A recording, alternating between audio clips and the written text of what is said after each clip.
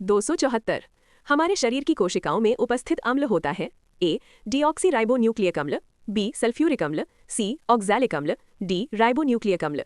Answer A. मानव शरीर की कोशिका में डीएनए डीऑक्सीराइबोन्यूक्लिक अम्ल पाया जाता है, जो आनुवंशिक सामग्री को माता पिता से संतान तक ले जाने और संचालित करने के लिए जिम्मेदार होता है।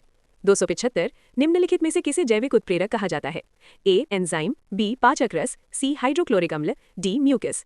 Answer A. जैव उत्प्रेरक एक एंजाइम या प्रोटीन होता है जो जैव रासायनिक प्रतिक्रिया की दर को बढ़ाता है या उत्प्रेरित करता है।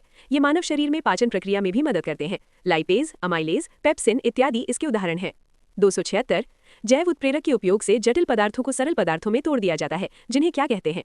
ए एंजाइम, बी तेल, सी वसा, डी कार्बोहाइड्रेट। Answer A. जैव उत्प्रेरक के उपयोग से जटिल पदार्थों को सरल पदार्थों में तोड़ने की प्रक्रिया को एंजाइमोलिसिस कहते हैं।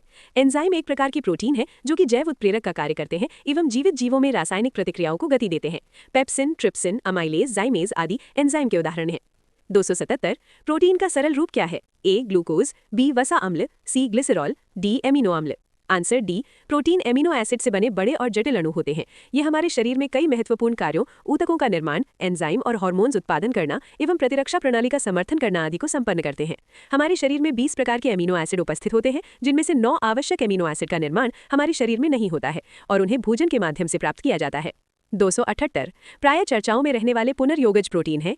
ए जंतु मॉडल में संश्लेषित प्रोटीन, बी जीवाणुओं में पाए जाने वाले प्राकृतिक प्रोटीन, सी उत्परिवर्तित कोशिका वंश में संश्लेषित प्रोटीन, डी आरडीएनए प्रौद्योगिकी द्वारा पोषी कोशिका में ट्रांसजीन द्वारा संश्लेषित प्रोटीन। Answer D. प्राय चर्चाओं में रहने वाले पुनर्योगज प्रोटीन ऐसे प्रोटीन होते हैं जिन्हें आनुवंशिक रूप से संशोधित मेजबान कोशिका में आरडीएनए तकनीक द्वारा संश्लेषित किया जाता है। इस प्रक्रिया में वांछित प्रोटीन का जीन एक मेजबान कोशिका में डाला जाता है, जो फिर उस प्रोटीन का उत्पादन करती है। ये तकनीक विभिन्न चिकित्सीय और औद्योगिक उद्देश्यों के लिए प्रोटीन बनाने में महत्वपूर्ण है।